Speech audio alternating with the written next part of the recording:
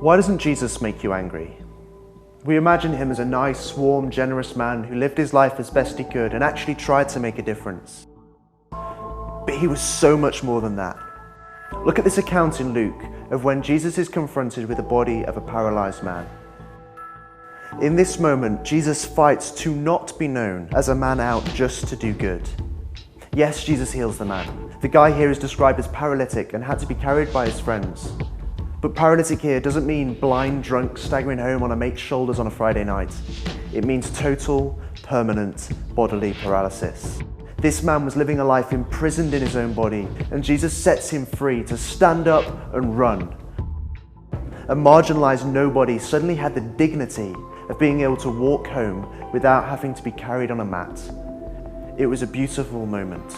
But do you see that Jesus refused to stop there? He won't let you think of him as just a nice man or even as a man who could undertake miraculous healings. At that very same moment, Jesus was saying he was God.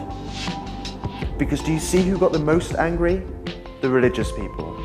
They clocked that when Jesus said to the paralyzed man, "Your sins are forgiven," Jesus was saying he could do something only God had the right to do: forgive. Only to those Jews, the only suitable punishment for claiming to be God was death. Jesus wasn't prepared to let people walk away from that house that day thinking that they had seen a miracle. Jesus was putting his life on the line in front of the crowd to say that he was God. About 2 years after this, the crowds got their way and Jesus was publicly executed. He never ceased to insist that he was more than just a good man. He said he was God. Are you indifferent to Jesus?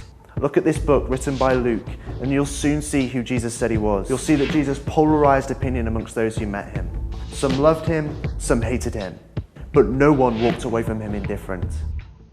History is littered with people who've hated Jesus so much they've killed those who love him, and people who love him so much they've given up their lives to follow him.